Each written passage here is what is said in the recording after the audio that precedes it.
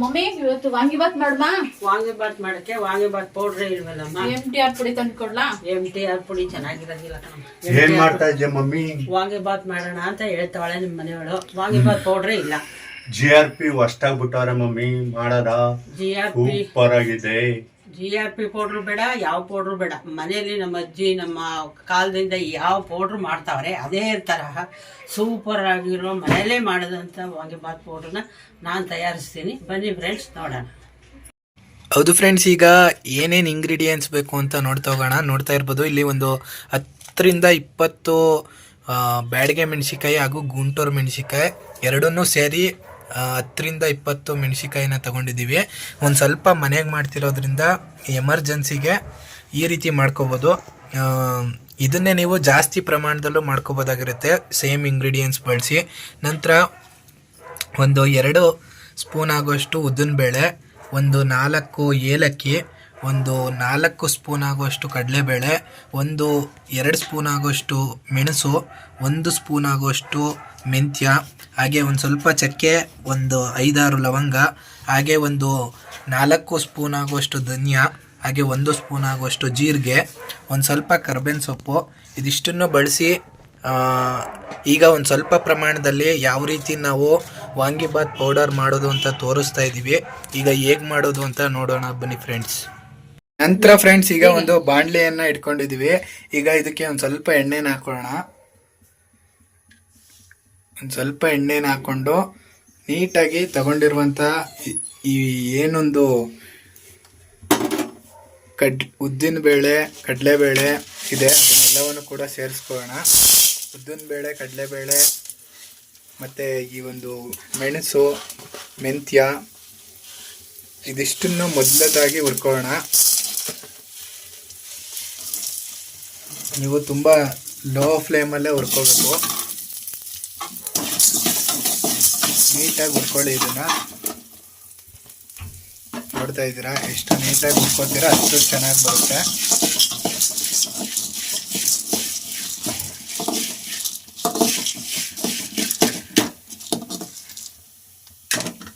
ನೋಡ್ತಾ ಇರ್ಬೋದು ಫ್ರೆಂಡ್ಸ್, ನೀಟಾಗಿ ಈ ರೀತಿ ಹುರ್ಕೊಳ್ಳಿ ಲೋ ಫ್ಲೇಮಲ್ಲಿ.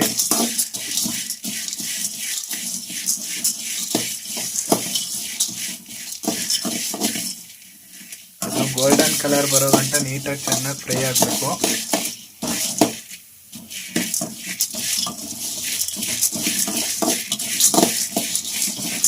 ನಂತರ ಫ್ರೆಂಡ್ಸ್, ಜೀರಿಗೆ ಮತ್ತು ಧನಿಯಾ, ಚಕ್ಕೆ, ಲವಂಗನೂ ಕೂಡ ಹಾಕೋತಾ ಇದ್ದೀವಿ. ಇದನ್ನು ಕೂಡ ಹಾಕ್ಕೊಂಡು ನೀಟಾಗಿ ಹುರ್ಕೋಬೇಕಾಗುತ್ತೆ. ನೋಡ್ತಾ ಇದ್ದೀರಾ,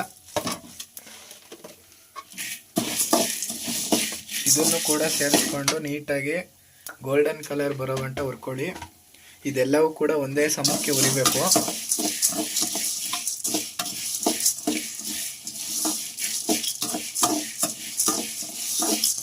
ನೋಡ್ತಾ ಇದ್ದೀರಾ, ನೀಟಾಗಿ ಹುರ್ಕೋಬೇಕು ಅದನ್ನು. ನಂತರ ಫ್ರೆಂಡ್ಸ್, ಒಂದು ಸ್ವಲ್ಪ ಹಿಂಗನ್ನು ಆ್ಯಡ್ ಮಾಡ್ತಾ ಇದ್ದೀವಿ. ಹಿಂಗನ್ನು ಕೂಡ ಹಾಕ್ಕೊಂಡು ನೀಟಾಗಿ ಹುರ್ಕೋಬೇಕಾಗುತ್ತೆ.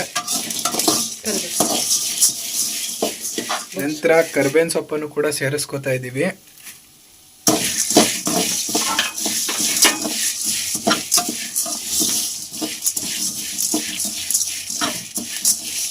ಇದೆಲ್ಲವೂ ಕೂಡ ಒಂದೇ ಸಮಕ್ಕೆ ಗೋಲ್ಡನ್ ಕಲರ್ ಬರಬೇಕು.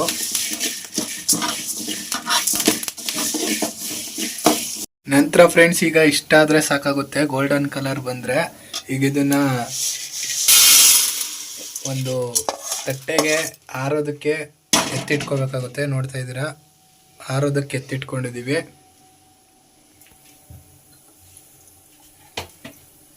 ಈಗ ಅದೇ ಒಂದು ಬಾಣಲೆಗೆ ಮೆಣಸಿಕಾಯನ್ನು ಹಾಕ್ಕೊಂಡು ನೀಟಾಗಿ ಫ್ರೈ ಮಾಡ್ಕೋಬೇಕಾಗುತ್ತೆ.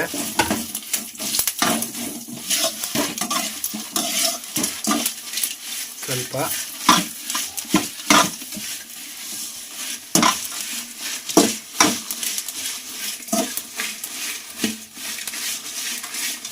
ನೋಡ್ತಾ ಇದ್ದೀರಾ, ನೀಟಾಗಿ ಇದು ಕೂಡ ಫ್ರೈ ಆಗಬೇಕು.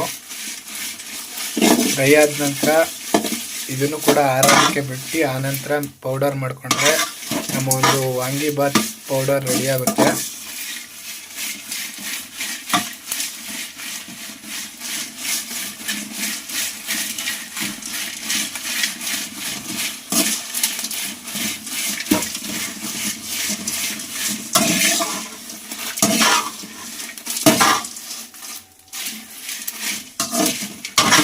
ನೋಡಿ ಫ್ರೆಂಡ್ಸ್, ಈಗ ಇದು ಇಷ್ಟ ಆದರೆ ಸಾಕಾಗುತ್ತೆ. ನೋಡ್ತಾ ಇರ್ಬೋದು.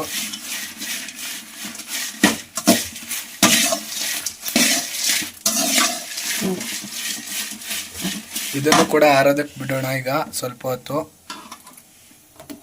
ಈಗ ಇದನ್ನು ಇದ್ರ ಜೊತೆಗೆ ಹಾಕಿ ಆರೋದಕ್ಕೆ ಬಿಡಬೇಕು ಒಂದು ಸ್ವಲ್ಪ, ಇಲ್ಲ ಸಪ್ರೇಟ್ ಬಿಟ್ಟು ಸರಿನೇ.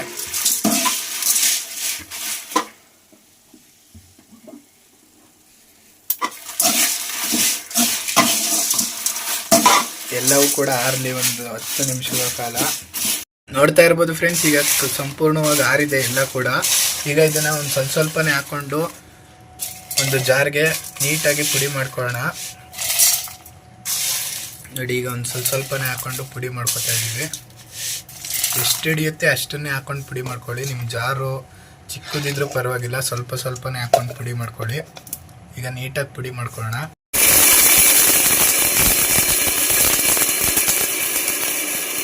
ನೋಡ್ತಾ ಇರ್ಬೋದು ಫ್ರೆಂಡ್ಸ್, ಈಗ ಇದು ಆಗಿದೆ.